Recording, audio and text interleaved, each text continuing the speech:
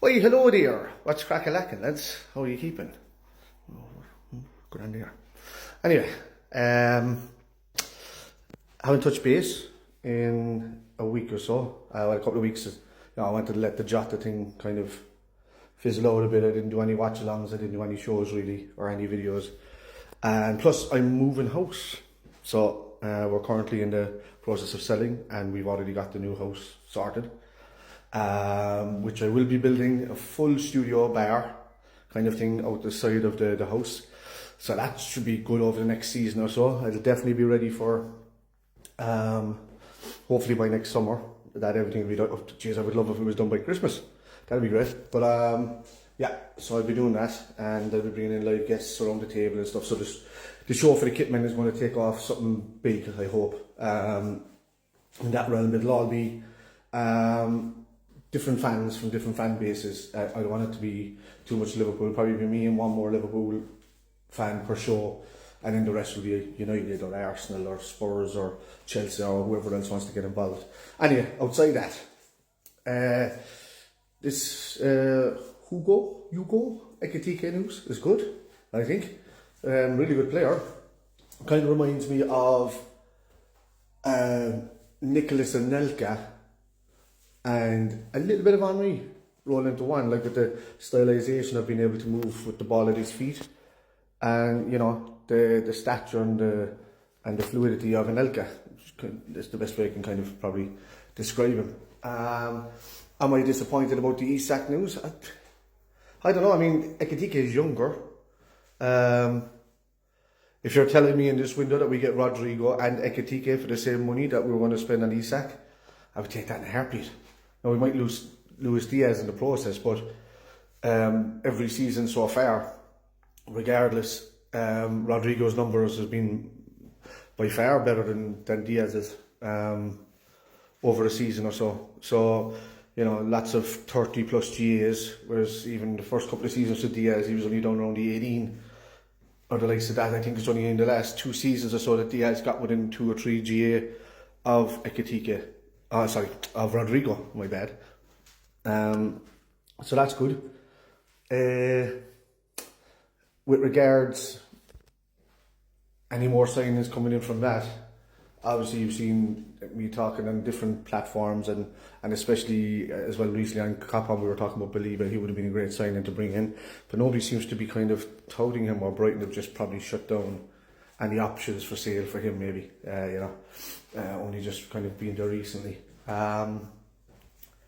If Eden goes with his contract situation, like to be honest with you, I'd rather cash in on him now. Don't turn it into another Trent situation next season where he goes for free. I would sell him right now,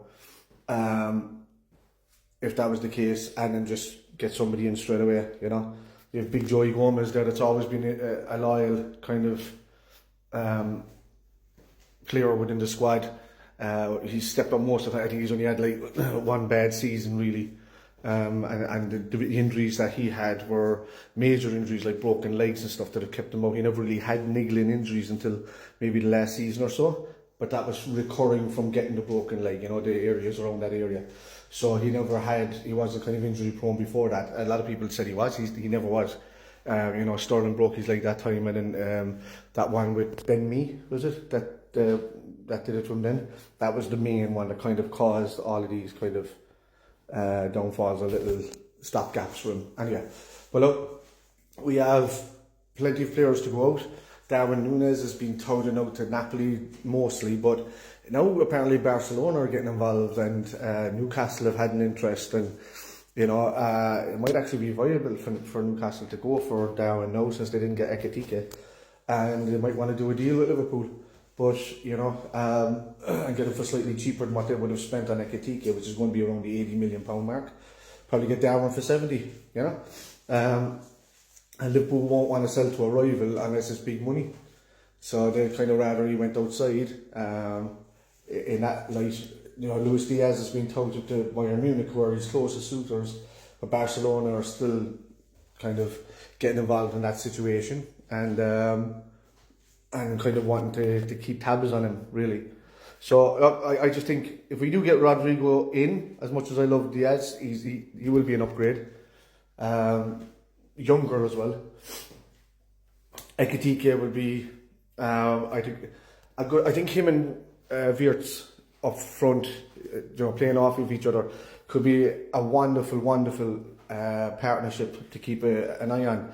So much so that people would stop watching Salah so much. And that's been Salah's major problem the last couple of seasons, is that he's constantly had two defenders on him at all times. And now clubs won't be able to afford to do that, because, when we had Nunez in there, they weren't watching him as much because they just kind of assumed that he might miss most of the chances that he would get in the box.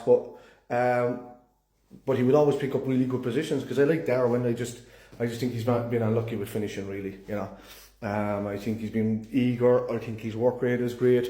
But in saying that, Ekitike's defensive work rate is probably one of the best around Europe.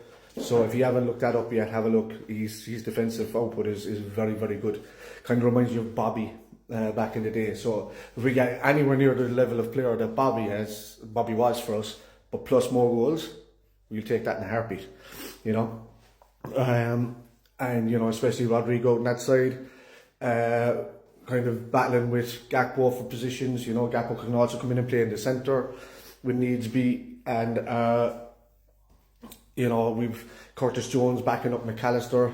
You'll have Szoboszlai and Wirtz on that side, kind of battling away, unless we're changing formation to the 2-1-3 up front.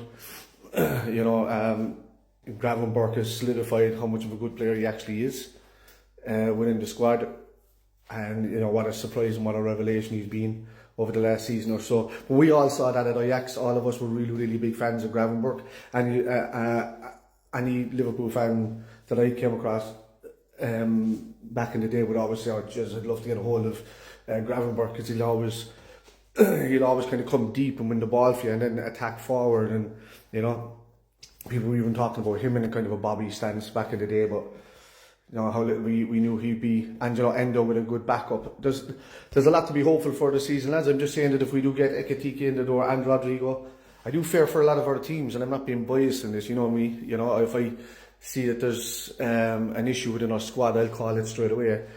I've always been not anti-FSG or not fully pro-FSG, but I was always to the side of, slightly pro-FSG, because I said that they've run the club pretty well up to now. And I just don't take, I don't like transfer windows. And I don't take notice of people who only live their lives for transfer windows. If they don't get the right signing in and fill that FOMO, the fear of missing out on that endorphins that are released by signings, and then they try to use it down to an excuse of not backing. Look, I get it. After the year we won the last league, that was the only time that I questioned FSG for not backing up as much, but they were getting involved in putting their own money into the stadium. And they wanted that debt cleared. Now that we've got that debt cleared and the club doesn't owe them any money anymore, it's been self-sustaining ever since. It's been run really well, and I can only see good things for the future. I haven't seen one person with FSG out. The most staunch and FSG out guys haven't even peeped. I haven't seen them anywhere. Who would have guessed would just take multi-millions of spending to shut them up. And FSG have always said in their own way that if the money is there, they'll spend it. They don't want to make the profit from everything that they're doing, and the valuation of the club is their profit. You have to understand, they're not trying to take money out of the club like the Glazers are for United. Their profit is already there. They bought Liverpool at 300 million, then went in over the last 15 years and over $1 billion, with sales and stuff coming back to about 500 million, 600 million that way, plus sponsorship knocking that up and down. We're barely in debt for the 95 million. Of healthy debt, because all clubs have to be in healthy debt. But look, outside that, we're in a really good place as a club, and hopefully going forward, I think this Hugo Ekitike news is great news, and Rodrygo would be the icing on the cake, and then we can just go after a defender. I think the rest of the window could be concentrating on getting in a defender. We'll already have our attack set up ready to go over the next couple of weeks, because this is speeding up pace now. Liverpool, after the poor situation that happened with Diogo Jota, Liverpool put things on hold, but I think they're trying to speed it up now because it needs to be done before this pre-season trip to Asia. Anyway, lads, let me know what you think in the comments. I will be doing the lives. I'm back doing the lives from this week onwards, so stay tuned.